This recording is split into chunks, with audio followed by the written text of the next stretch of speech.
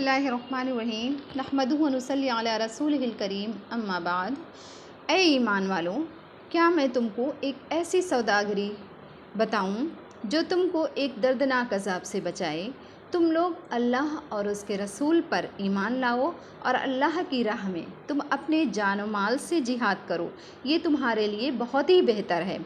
अगर तुम कुछ समझ रखते हो, अल्लाह ताला तुम्हारे तमाम गुनाहों को माफ़ कर देगा और तुमको ऐसे बागों में दाखिल करेगा जिसके नीचे से नहरें जारी होंगी और उम्दा मकानों में जो हमेशा रहने के बागों में होंगे। ये बहुत बड़ी कामयाबी है। एक और भी है कि तुम उसको पसंद करते हो। अल्लाह की तरफ से मदद और जल्द फतह याबी। और आप सल्लल्लाहु अलैहि वसल्लम मोमिनीन को बशारत दे दीजिए।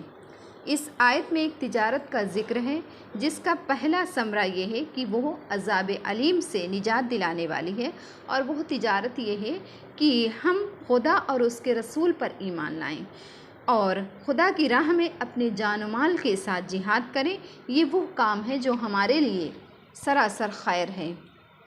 अल्लाह ताला ने हमसे दो चीज़ों का मुतालबा किया है। अव्वल ये कि हम अल्लाह और उसके रसूल पर ईमान लाएं, दूसरे ये कि अपने जान माल से अल्लाह ताला की राह में जिहाद करें, और उसके बदले में दो चीज़ों की हमसे ज़मानत की है, आखिरत में जन्नत और अबदी चैन और राहत, और दुनिया में नुसरत व कामयाबी।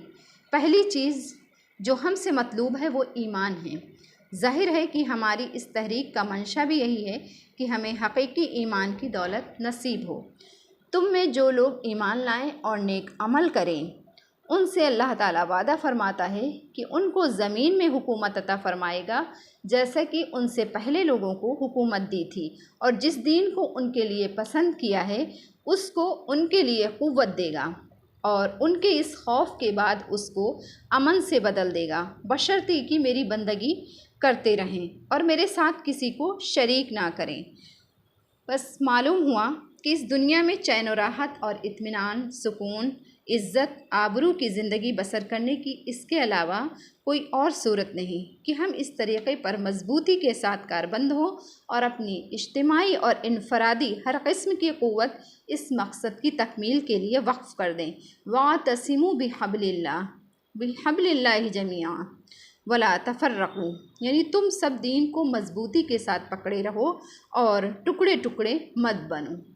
वमा अलैना इल्लल बलाग।